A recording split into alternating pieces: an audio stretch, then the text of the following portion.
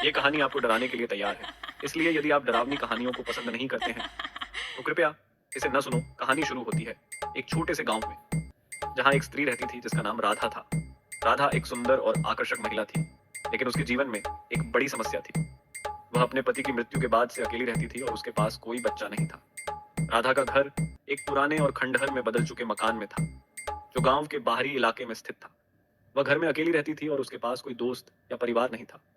एक रात जब राधा अपने घर में सो रही थी, उसने एक अजीब आवाज सुनी। वह आवाज उसके घर के बाहर से आ रही थी और वह बहुत डरावनी थी। राधा ने सोचा कि शायद कोई जानवर उसके घर के बाहर है, लेकिन जब उसने दरवाजा खोला और किन्हीं का निनान खुला तो उसने कुछ भी नहीं देखा। अगली रात राधा ने फिर से उसी अजीब आवाज को सुना। वह आवाज उसके घर के बाहर से आ रही थी और वह बहुत डरावनी थी। राधा ने सोचा कि शायद कोई बदमाश उसके घर के बाहर है, लेकिन जब उसने दरवाजा खोला तो उसने कुछ भी नहीं देखा। इस तरह की घटनाएं कई रातों तक चलती रहीं और राधा बहुत डर गई। वह नहीं जानती थी कि उसके घर के बाहर क्या हो रहा है और वह बहुत अकेली महसूस कर रही थी। एक रात जब राधा अपने घर में सो रही थी, उसने एक अजीब आवाज सुनी। वह आवाज उसके घर के बाहर से आ रही थी और वह बहुत डरावनी थी। राधा ने सोचा कि शायद कोई जानवर उसके घर के बाहर है, लेकिन जब उसने दरवाजा खोला तो उसने एक अजीब चेहरा देखा। वह चेहरा बहुत डरावना था और राधा बहुत डर गई।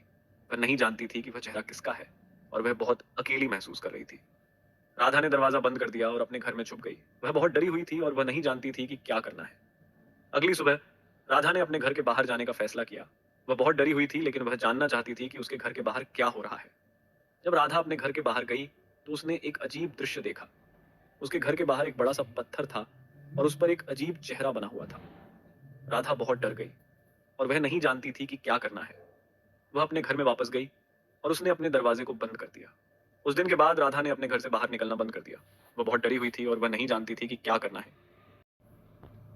राधा राधा राधा राधा राधा ने अपने घर से बाहर निकलना बंद कर दिया और वह अपने घर में ही रहती थी।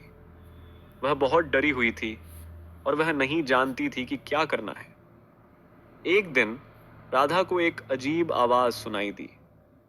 वह आवाज उसके घर के बाहर से आ रही थी और वह बहुत डरावनी थी।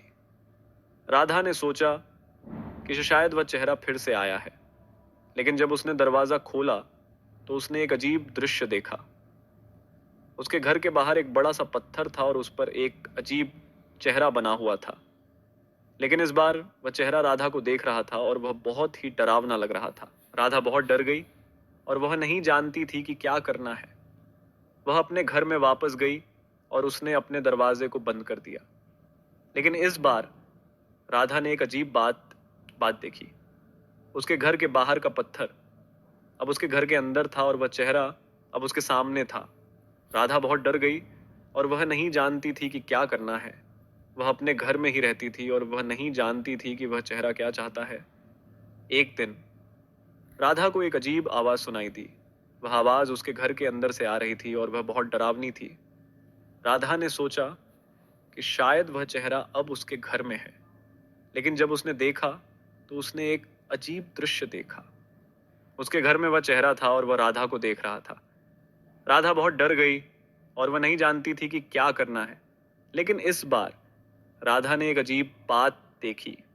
वह चेहरा अब उसके चेहरे पर था और वह राधा को देख रहा था। राधा बहुत डर गई और वह नहीं जानती थी कि क्या करना है। और फिर राधा को कुछ नहीं दिखाई दिया।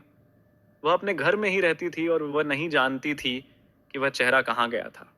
लेकिन एक दिन राधा को एक अजीब आवाज सुनाई दी।